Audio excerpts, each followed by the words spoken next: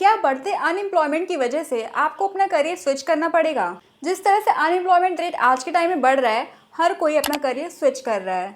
तो आपको कैसे पता चलेगा कि कब आपको अपना करियर स्विच करना है? So hey guys, welcome back to another video of the Saina show girl. और आज की इस वीडियो में हम बात करेंगे अनएम्प्लॉयमेंट और करियर स्विचिंग के बारे में। मैं कई दिनों से देख रही हूँ कि आजकल हर कोई अपने करियर को स्विच कर रहा है जस्ट बिकॉज उन्हें जॉब्स नहीं मिल रही हैं। तो रिसेंटली क्या हुआ ना कि मैं अभी अपने फ्रेंड से बात कर रही थी फ़ोन पर, तो उसने मुझे एक बहुत ही इंटरेस्टिंग चीज़ बताई जिसे सुनकर मुझे पहले तो बिल्कुल ही भरोसा नहीं हुआ।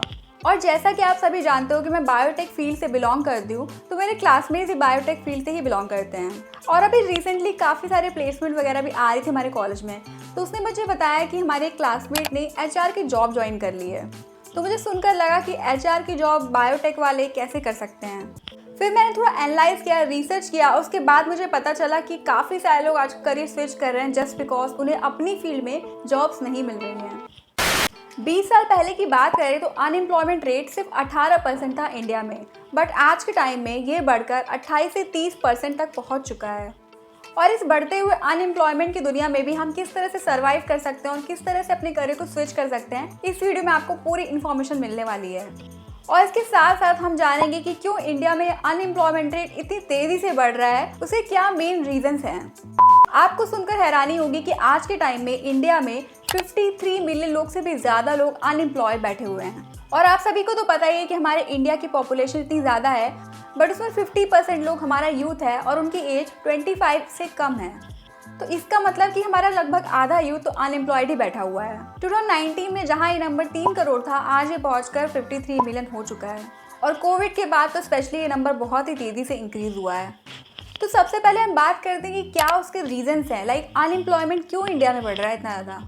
तो बेसिकली इसके दो मेन रीजंस हैं। और रीज़न नंबर 1 जो मैं आपको बताने वाली हूँ वो मेरे खुद के एक्सपीरियंस पर बेस्ड है। मैं खुद जब कॉलेज में थी तो बहुत सारी चीज़ें मैं एक्सपीरियंस करती थी। तो उसमें रीज़न नंबर 1 ये है कि हमारा एजुकेशन सिस्टम आज भी बहुत ही पुराने एजुकेशन को पढ़ा रहा है।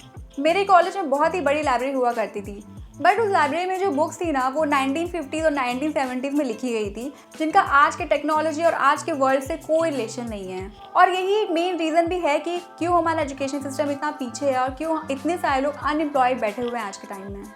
क्योंकि आज के टाइम में ना जिस चीज़ की डिमांड है उस चीज़ के लोग पूरा नहीं कर पा रहे हैं। हमारे यूथ के पास डिग्रीज तो है, बट वो स्किल्स नहीं है जो कि आज के टाइम में रेलेवेंट है। आपको पता है कि आज के टाइम में हाईएस्ट पेइंग जॉब्स कौन सी है? उसमें सबसे पहला नाम आता है डिजिटल मार्केटिंग जॉब्स का। इसके साथ साथ ब्लॉकचेन और डेटा साइंसेस भी आता है। और ऐसे ही कुछ स्किल्स हैं जिनकी डिमांड आज के टाइम में बहुत ही ज़्यादा बढ़ रही है, बट सिर्फ उतने लोग नहीं जो कि कंपनीज में जाकर जॉब कर सकें। और यही एक रीज़न है कि क्यों अनएम्प्लॉयमेंट रेट इतना ज़्यादा बढ़ रहा है इंडिया में। क्योंकि हम सभी को ये तो पता है कि जिस तरह की एजुकेशन की हमें ज़रूरत है वो एक्चुअल में हमें नहीं मिल रहा है। और यही एक बहुत ही बड़ा गैप है जिसे हम सभी को फिल करना होगा। और एक और इंटरेस्टिंग बात मैं आपको बताती हूँ कि रिसेंटली अभी मैं एक हॉलीवुड मूवी देख रही थी, तो मैंने उसमें देखा और ऑब्जर्व किया कि क्लास 8 के और क्लास 10th के जो स्टूडेंट्स हैं वो ये सीख रहे हैं कि किस तरह से हम ऐप डेवलप कर सकते हैं। उनको होमवर्क दिया जा रहा है कि आप ये वेबसाइट बना कर लाओ, इस तरह से काम करो। और ये सारी चीज़ें उनके स्कूल्स में हो रही हैं। और मुझे जहाँ तक याद है मैंने तो अपने क्लास में डिक्टेशंस के अलावा कुछ नहीं रटा था। और इंडिया का भी एजुकेशन सिस्टम कुछ ऐसा ही है कि हमें रट्टा मारने पे ज़्यादा फोकस किया जाता है एज़ कम्पेयर टू हमें कोई नई स्किल सिखाई जाए। बट जो भी चीज़ें हमारे कंट्रोल में, हमें उसके बारे में ज़्यादा फोकस करना चाहिए। अब बात करते हैं दूसरे मेन रीज़न के बारे में जो कि अनएम्प्लॉयमेंट को बढ़ावा देता है। सेकेंड रीज़न तो आई एम श्योर आप सभी को भी पता होगा कि पॉपुलेशन की वजह से भी अनएम्प्लॉयमेंट रेट बहुत ही ज़्यादा बढ़ा है।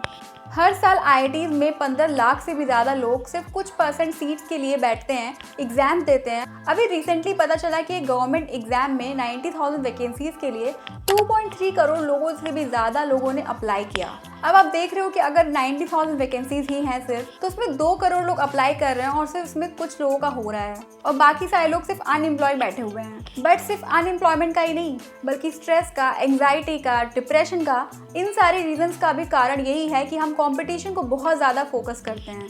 आज के टाइम में हर चीज़ को लेकर इतना ज़्यादा कंपटीशन बढ़ चुका है कि हर कोई इंसान कहीं ना कहीं स्ट्रेस में बैठा है। मुझे याद है और आपको भी शायद बचपन में याद होगा कि अगर आपको साइंस पसंद था ना, तो साइंस में क्या होता था कि क्यूरियोसिटी होती थी चीज़ों को जानने की या फिर चीज़ों को डेवलप करने की। मुझे बहुत ज़्यादा इंटरेस्ट था साइंस में बचपन में कि ये सारी चीज़ें कैसे बनती है, ये लाइट्स कैसे बनती है, कैमरा कैसे बनता है, ये ऑपरेट कैसे होता है।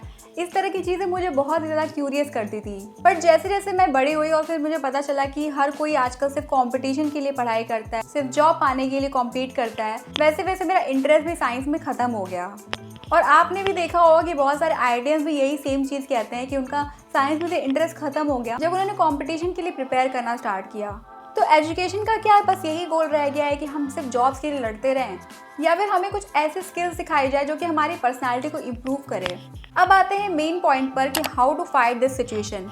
अब सिचुएशन तो देखो हमारे कंट्रोल में तो नहीं है, ऑफ कोर्स हम सभी को ये बात पता है, बट हाँ कुछ चीज़ें तो हमारे कंट्रोल में है जिसको हम कर सकते हैं। फॉर एग्जाम्पल मैं आप सभी से एक चीज़ पूछना चाहूँगी कि अगर आप कॉलेज में हो, आप स्कूल में हो, तो आप कोई ना कोई काम कर रहे होगे, कोई ना कोई पढ़ाई कर रहे होगे।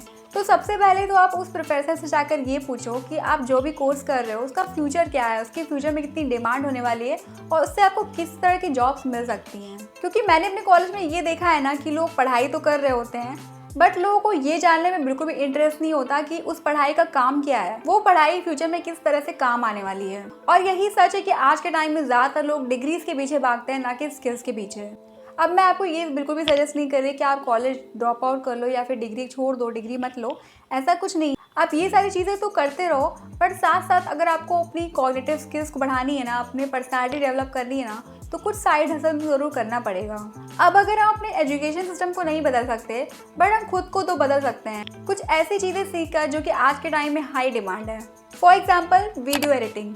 अब वीडियो एडिटिंग की बात करें तो आजकल हर कंपनीज़ को अपनी मार्केटिंग के लिए डिजिटल मार्केटिंग करनी होती है। अब डिजिटल मार्केटिंग में बहुत ही बड़ा रोल है वीडियोज़ का। वीडियोज़ हम सब देखते हैं, वीडियोज़ आप इस समय देख रहे हो, और वीडियो इज़ द फ्यूचर। तो वीडियो अगर फ्यूचर है तो इसमें आपको साफ साफ दिख रहा है कि वीडियो एडिटिंग स्किल्स की आजकल कितनी ज़्यादा डिमांड बढ़ चुकी है और आने वाले टाइम में भी कितनी ज़्यादा डिमांड बढ़ने वाली है। तो ये एक स्किल हो गई जिसको आप अक्वायर कर सकते हो एज अ साइड हसल। अब इससे कोई फ़र्क नहीं पड़ता कि आप स्कूल में हो या फिर कॉलेज में हो, आप ये स्किल कहीं पे भी घर बैठे बैठे सीख सकते हो ऑनलाइन। आप चाहो तो बहुत सारे ऐसे कोर्सेज होते हैं जो कि आप कर सकते हो ऑनलाइन, या फिर आप यूट्यूब से भी सीख सकते हो। यूट्यूब पे तो ऑलरेडी सब कुछ अवेलेबल है। तो इस तरह से क्या होगा ना कि आप धीरे धीरे अपने आप को इम्प्रूव करते रहोगे। और अगर अनएम्प्लॉयमेंट फ्यूचर में बढ़ती भी है ना, तो इससे आपको कोई फ़र्क नहीं पड़ेगा, क्योंकि आपने अपने आप को उसी स्किल्स में डेवलप किया हुआ है जिस स्किल्स की आजकल ज़रूरत है। और सिर्फ वीडियो एडिटिंग की बात नहीं है, ऐसे बहुत सारे स्किल्स हैं जो कि हम सीख सकते हैं और अपने आप को रेगुलरली इम्प्रूव कर सकते हैं। और आप सभी को पता ही होगा कि मैंने भी अपना करियर स्विच किया है from biotechnology to business, just because कि मुझे बायोटेक में ज़्यादा इंटरेस्ट नहीं था। ऑफकोर्स बायोटेक एक बहुत ही इंटरेस्टिंग सब्जेक्ट है, बट बिकॉज कि मेरा बिजनेस में ज़्यादा पैशन था, ज़्यादा इंक्लिनेशन था। बट वो एक अलग टॉपिक है। अगर सिर्फ बायोटेक की बात करें तो बायोटेक भी अपने आप में एक बहुत ही अच्छा सब्जेक्ट है, बहुत ही अच्छी फील्ड है, बट इंडिया में उतनी ज़्यादा डिमांड नहीं है इसकी। और यही रीज़न था कि क्यों हमारे कॉलेज में भी ज़्यादा प्लेसमेंट वगैरह नहीं आते थे बायोटेक से रिलेटेड। अगर आप किसी भी कॉलेज में आज जाओगे ना, तो आपको ज़्यादातर जो प्लेसमेंट्स आती हुई दिखेंगी वो सिर्फ सेल्स की होंगी, मैनेजमेंट की होंगी। तो जो भी आप कोर्स कर रहे हो ना, तो सबसे पहले जाकर ये पता करो कि उस कोर्स की डिमांड कितनी बढ़ने वाली है फ्यूचर में, वो कोर्स कितना काम आने वाला है आपको, और तभी जाकर आप कोई कोर्स करो अपने कॉलेज में। और इसी तरह से अगर आप साइड हसल करते रहे और अपने आप को इम्प्रूव करते रहे, तो आई एम श्योर कि आपका साइड हसल आपकी डिग्री से ज़्यादा वैल्यूबल हो जाएगा। और जब आपको लगे कि हाँ आप इस स्किल में एक्सपीरियंस्ड हो गए हो, तब जाकर अपना करियर स्विच कर सकते हो। और मैंने भी इसी तरह से अपना करियर स्विच किया है। So guys that's all for today. I hope ये वीडियो आपको काफ़ी ज़्यादा इन्फॉर्मेशन लगी होगी। तो अगर आपको ये वीडियो पसंद आई तो प्लीज़ लाइक करना मत भूलना, सबके साथ शेयर करो जिनको भी इस वीडियो की ज़रूरत है। और इस चैनल को सब्सक्राइब नहीं किया तो प्लीज़ अभी सब्सक्राइब कर दो, क्योंकि सब्सक्राइब करना बहुत ही ज़रूरी है ताकि हर वीडियो को आपको नोटिफिकेशन मिलता रहे। मैं ट्राई करती हूँ मंडे फ्राइडे को वीडियोस लाने की, बट आजकल मंडे को पॉसिबल नहीं हो पा रहा है क्योंकि आजकल बहुत ज़्यादा काम बढ़ चुका है मेरे बिजनेस पार्ट में भी। तो मैं हर फ्राइडे को ही ट्राई करती हूँ वीडियोज़ लाने का। So please guys subscribe to this channel if you like this video. तो मिलते हैं नेक्स्ट वीडियो में, तब तक के लिए bye bye and take care.